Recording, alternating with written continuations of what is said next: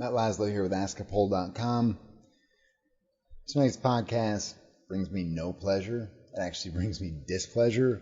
But Senator Dianne Feinstein, who I've been covering for 17 years now, and who actually, for the past 17 years, I have seen more than my grandma, who died during COVID at 100, and who I've seen more than my mom in the past 17 years. So yeah, I know Senator Dianne Feinstein, and it did not bring me any pleasure to approach her in her wheelchair, leaving a Senate vote as she was on her way to an elevator.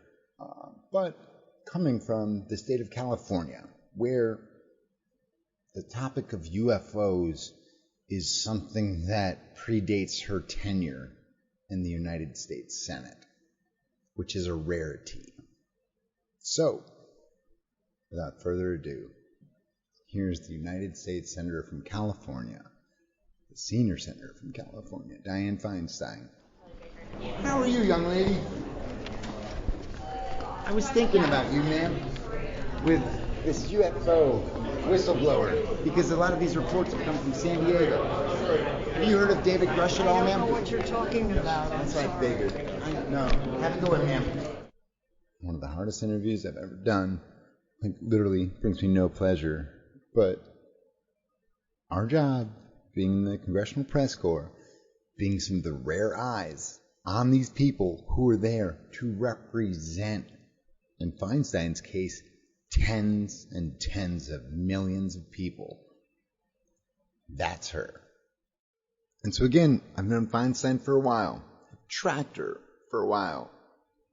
About a year ago, to the day almost, as the Senate was leaving for their August recess last year in 2022, they were wrapping up their work on the National Defense Authorization Act, NDAA, all that crap. But so last year they did what's called a vote-a-rama, and I came early. Here's what I wrote at the time. As the Senate held a rare weekend session that stretched from Saturday night into Sunday afternoon, a so-called vote-a-rama, Senator Dianne Feinstein left the Senate floor at 11:17 a.m. Sunday morning. She was accompanied by Senators Elizabeth Warren and Amy Klobuchar, along with Senators Chief of Staff David Granis. Here's a partial transcript. So, we're linking to that. Here's the audio. I've got it right here. Andre's not.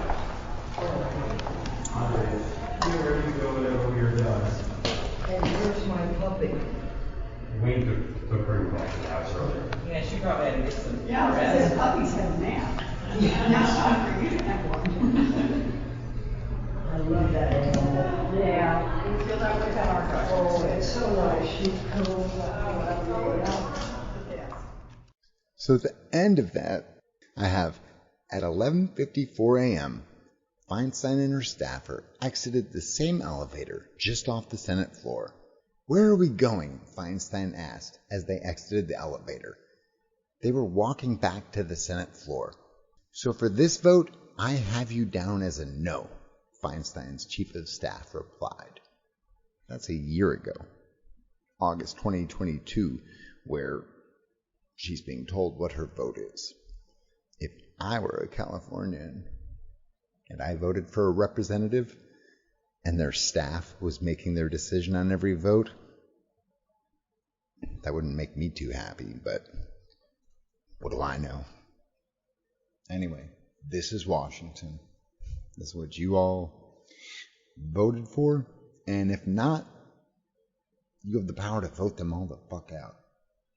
Especially the people playing Pinocchio on top of Feinstein. How she is still... Fuck it. Anyway, that's all we got for tonight. Again, it brings us no pleasure. Matt Laszlo, askapol.com, bringing you reality. And that's that. Literally, you got complaints? Take it up with Majority Leader Chuck Schumer. Please. Played the audio of Elizabeth Warren. Take it up with her. She's got more knowledge than I do. take it up with Senator Amy Klobuchar. Again, played her in that clip. She's got more knowledge than I do. I'm a reporter. I just see what I see and record what I'm able to record, and it's worse than it looks.